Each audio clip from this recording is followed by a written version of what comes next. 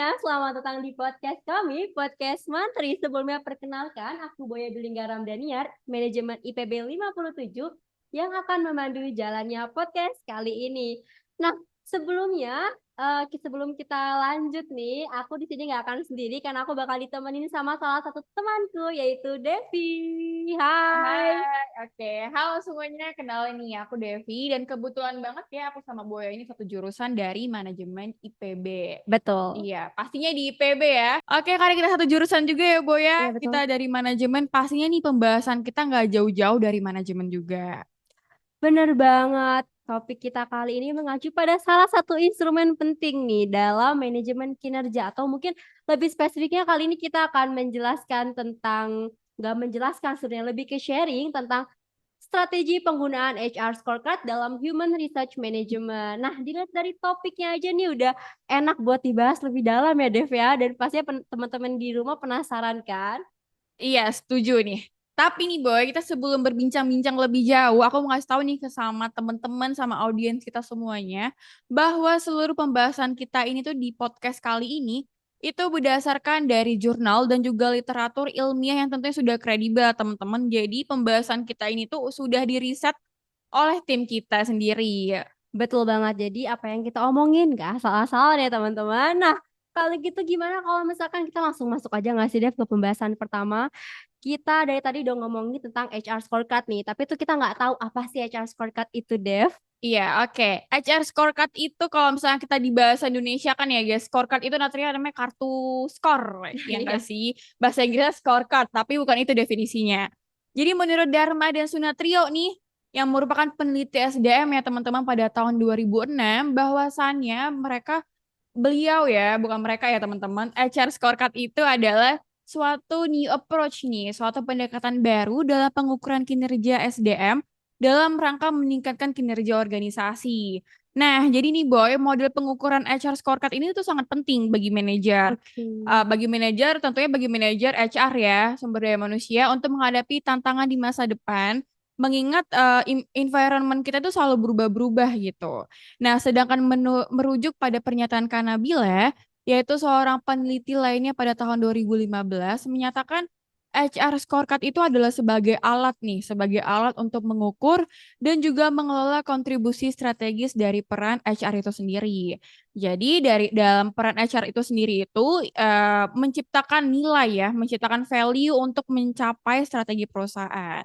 Nah, dari pembahasan ini saja tuh sudah terbentuk nih image bahwa HR scorecard itu sangatlah penting di dunia SDM gitu. Betul banget. Gimana calon manajer udah kebayang? Waduh, calon manajer dong pastinya audiens kita ini. Nah, HR scorecard juga digunakan juga nih selaras dengan visi, misi dan juga tujuan perusahaannya. Pastinya itu merupakan sebuah dasar ya, sebuah dasar bagi perusahaan untuk menjalankan perusahaannya. Nah, HR scorecard ini juga mengimplementasikan fungsi HR loh sebagai strategic partner dalam menjalankan bisnis perusahaan. Melalui penerapan HR scorecard ini, tentunya diharapkan bahwa fungsi-fungsi SDM di perusahaan dapat menunjukkan bagaimana aktivitas pengelolaannya berdampak langsung nih pada pencapaian tujuan perusahaan tersebut, Devi, pastinya. Oke, nah kamu tahu nggak sih Boy kalau di HR scorecard ini itu ternyata kita nggak bisa nih menjadikan alat itu sebagai asal-asalan dalam mengukur kinerja karyawan.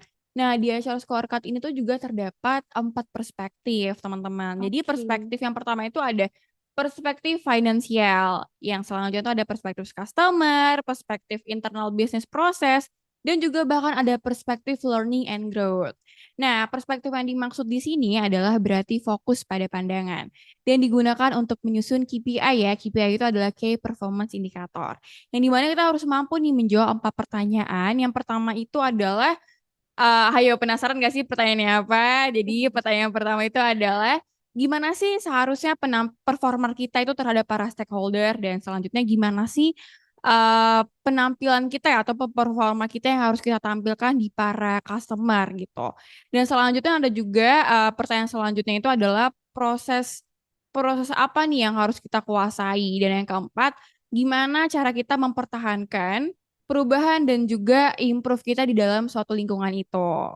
Bener banget nih kalau misalnya aku ngomong-ngomongin tentang keempat perspektif tadi ya, aku mau sedikit sharing nih tentang bisnis yang pernah aku jalanin nih teman-teman semua. Jadi bisnis yang pernah aku jalanin ini juga waktu itu pernah awalnya itu aku ini apa namanya menggunakan 4 perspektif tadi dan itu tuh bener-bener kayak hasil pertama kali aku memulai bisnis itu tuh bener-bener mencapai tujuan yang aku bayangkan, yang aku idamkan gitu. Kayak misalkan targetku tuh segini dan aku pakai 4 perspektif itu tuh bener-bener kayak wow nyampe gitu targetnya.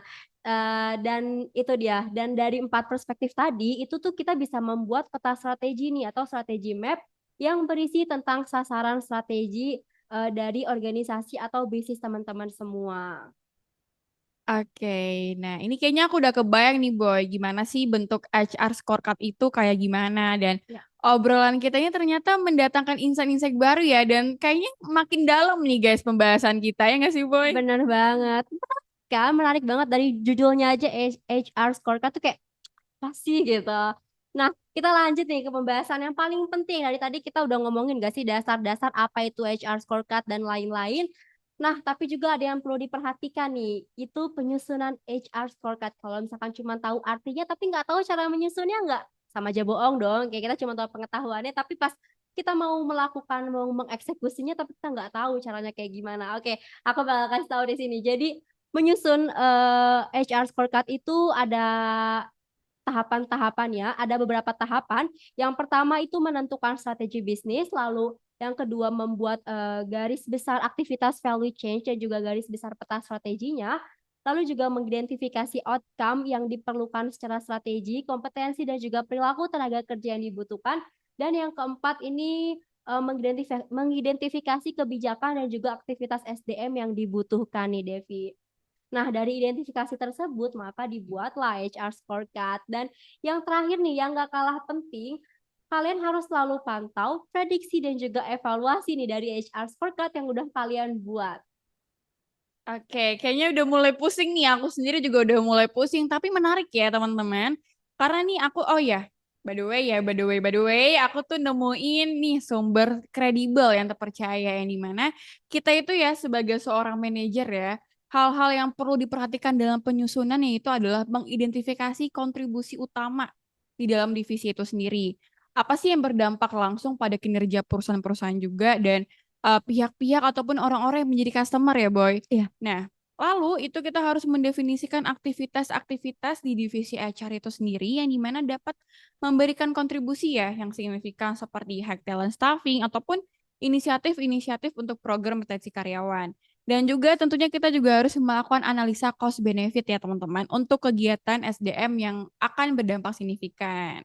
nah, itu dia para pendengar semuanya mengenai pembuatan HR scorecard. Tapi pastinya kalian bertanya-tanya nggak sih apa itu manfaat HR scorecard? Dari tadi kita kayaknya HR scorecard tuh penting banget, tapi tuh kita nggak tahu manfaatnya tuh apa gitu. Nah, tenang aja aku bakal kasih tahu ke kalian apa sih manfaat dari HR scorecard. Nah, HR scorecard ini dapat memaksimalkan human research dalam mengendalikan biaya yang dikeluarkan dan juga nilai yang dikontribusikan pada perusahaan.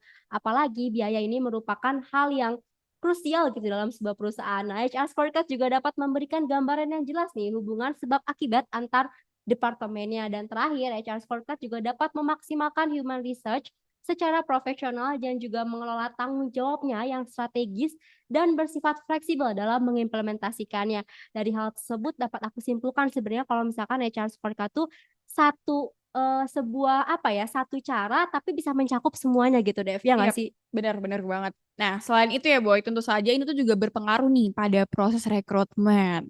Nah, pengukuran turnover karyawan dan juga penyelarasan dengan tujuan korporasi.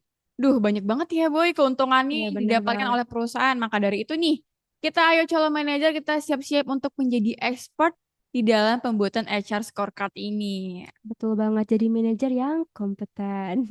Oke, bener banget nih Dev. Kalau boleh aku conclude nih, HR scorecard ini sangat penting ya untuk diterapkan di perusahaan dengan berbagai pertimbangan keuntungan dan juga manfaat yang udah disebutin tadi.